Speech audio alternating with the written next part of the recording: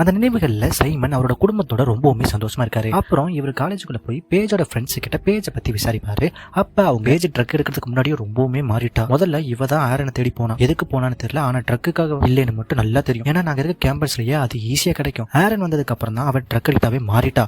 அது மட்டும் இல்லாமல் என் காரையும் கூட எடுத்துட்டு போயிட்டா அப்படின்னு சொல்லிட்டு அவங்க கிளாஸுக்கு போயிடுவாங்க. அப்புறம் இங்க அந்த கொலகாரியும் அவங்களுடைய வீட்டில் உட்காந்து நல்லா திருப்தியா சாப்பிட்டுட்டு இருப்பாங்க. அடுத்த சீன்ல ஹாஸ்பிட்டல்ல நம்ம துப்பறியும் சாம்போ வருவார். அப்ப அந்த டாக்டர் அங்கேயே தூங்கிடுவாரு. அவர் சாம்போ தான் வந்து எழுப்புவாரு. இவர் இங்க இருக்கிறது போலீஸுக்கு சந்தேகத்தை ஏற்படுத்தும். அப்புறம் ஹோட்டலுக்கு போன விஷயத்தை இவர்கிட்ட சொல்லிட்டு நீங்க எங்க கூட போலீஸ் ஸ்டேஷனுக்கு வாங்கன்னு கூப்பிடுவாரு. இவரும் போலீஸ் ஸ்டேஷனுக்கு போயிடுவாரு. இவங்களும் கேள்வி கேட்டுக்கிட்டே இருப்பாங்க. அவரும் பதில் சொல்லுவாரு.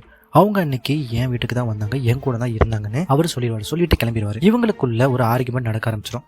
அவர் சொன்னதை நம்ம துப்பறி சம்பவம் நம்பிடுவாரு. ஆனா அவருடைய அசிஸ்டன்ட் வந்து நம்பவே மாட்டாங்க. அவர் ஏதோ ஒரு பொய் சொல்றாரு, இந்த கொலையை மறைக்கிறதுக்கு ஏதோ ஒரு விஷயம் அவங்க பண்றாங்க அப்படின்னு அவங்க சொல்லுவாங்க. ஆனா நம்ம துப்பறி சம்பவம் அதை கேட்கவே மாட்டாரு. அப்புறம் இந்த விஷயத்த சாம்போ வந்து சைமன் கிட்ட சொல்லியே ஆகணும் அப்படின்னு அங்கிருந்து கிளம்பிடுவாரு.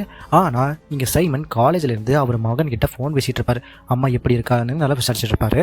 கூடவே பேஜோட ரூமுக்கு போய் அவளோட டைரி எடுத்துப்பாரு. ஏதாவது ஒரு துப்பு நமக்கு கண்டிப்பா கிடைக்கும் அப்படின்னு சொல்லுவாரு. சைமனும் அவர் சொன்னதை கேட்ட ரூமுக்கு போய் டைரி எடுத்து பார்ப்பான். ஒவ்வொரு பேஜா திருப்பி பார்த்துட்டு இருக்கும்போது ஜனவரி 13 பெரிய லெட்டர்ல ஏவ போட்டிருப்பான். அதில் ஏறன அன்னைக்கு தான் முதல்ல பார்த்துருப்பான்னு நினைக்கிறேன். அந்த லெட்டர் வந்து பெருசாக வந்து போட்டிருப்பான். கூடவே ஒரு ஸ்ட்ரேஞ்சான விஷயம் அந்த டைரியில இருக்கும். நிறைய நாள் PVBன்னு எழுதியிருப்பா.